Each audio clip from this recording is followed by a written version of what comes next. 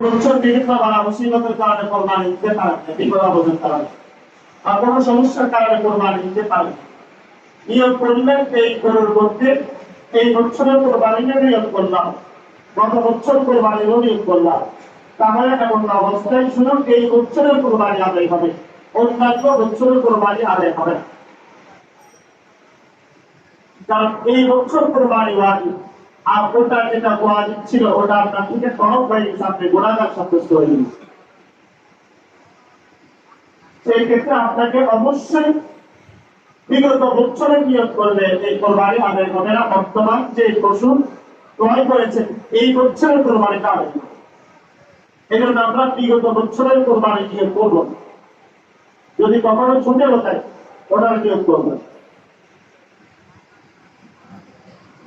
অনেক ক্ষেত্রে দেখা যায় মেয়ে বিবাহ দিয়েছেন, ছেলে বিবাহ করালেন, ছেলেকে বিদেশ পাঠাইলেন মাত্র, তো মায়েদের একটা মদতবাস আছে, ছেলে বিদেশ দেওয়ার আগে নিয়োগ করে রাখে যদি কোরআন বিদেশ যাইতে পারে একটা গরু কোরবানি মান্যত করে যায়। এটা বেশিরভাগ মহিলারা করে। ছেলের বেতন হলো মাত্র 20,000 টাকা, মা নিয়োগ করে রাখে একটা বড় থেকে গরু কোরবানি দিবে বছর। মনে করেন যে বিদেশ গেলে টাকা পেয়ে যাবে অনেক মহিলা।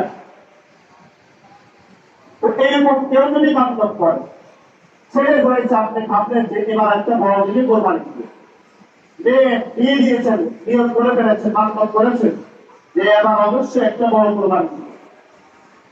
এমন অবস্থায় মান্যতের কোরবানি যদি করতে হয়, মান্যতের কোরবানির কোনো গোশত কেউ খেতে পারে না। মান্যতের কোরবানির গোশত খাওয়া চায় না। এটা আপনাকে পরিপূর্ণ শ্রদ্ধা করে দিতে হবে। কারোর সাথে শরীরী কোরবানি দিয়েছে, কিন্তু আপনারটা হলো মান্যতের কোরবানি।